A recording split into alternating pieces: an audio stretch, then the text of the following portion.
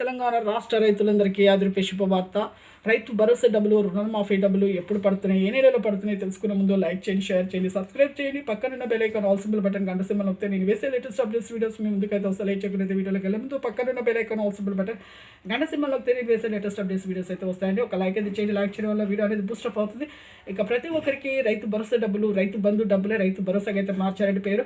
రైతు భరోసా డబ్బులు ఎకరానికి 7,500 చొప్పున 5 నుంచి 8 ఎకరాలు మొత్తం 10 ఎకరాల రూపాయలు అయితే పడుతున్నాయి. రాళ్ళు రప్పలు లేకుండా సాగు చేయండి భూమిని, అలాగైతేనే డబ్బులు అయితే పడుతున్నాయి. అలాగే ఇక ప్రతి ఒక్కరికి కూడా ఇక మొదటి లిస్టులో పేరు రాలేదని కంగారు పడకండి. మీ బ్యాంకు రుణ ఖాతాలో ఉన్న పేరు, ఆధార్ కార్డులో ఉన్న పేరు సేమ్గా ఉంటేనే మీకు డబ్బులు అయితే పడుతుంది. ఎంపీసీ లింక్ ఇక్కడ చేసుకోండి. Phone number Aadhaar card link చేసుకుని ఎంపీసీ లింక్. అలాగే ఇక రుణమాఫీ డబ్బులు మొదటి విడతలో ₹1,00,000, రెండో విడతలో 1,50,000, మూడో విడతలో 2,00,000 వరకు 2,00,000 లోపు అయితే ఖచ్చితంగా అయితే పడుతున్నాయండి. ప్రతి ఒక్కరు కంగారు పడే అవసరం లేదు. బ్యాంకు రుణ ఖాతాలో ఉన్న పేరు, ఆధార్ కార్డులో ఉన్న పేరు సరిగ్గా ఉందా లేదా మొదటగా చూసుకోండి. అలాగైతే డబ్బులు అయితే ఖచ్చితంగా అయితే మీకు అయితే పడుతుంది. ఈకేవైసీ ఎంపీసీ లింక్ అయితే చేసుకొని, phone number Aadhaar card link చేసుకొని, ఈకేవైసీ కూడా మీ సేవలో మీరైతే ఖచ్చితంగా అయితే చేసుకోవాలి ఆన్లైన్లో. అలాగే మీకు రాళ్ళు రప్ప లేకుండా అయితే భూమి అయితే సాగు చేయండి.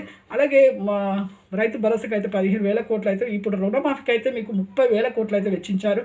ఇప్పుడు మొదటి విడతగా అయితే 7 కోట్లు అయితే వెచ్చించారు. రెండో విడతకు మీకు ప్రతి ఒక్కరికి అయితే వేస్తున్నారు 1,50,000.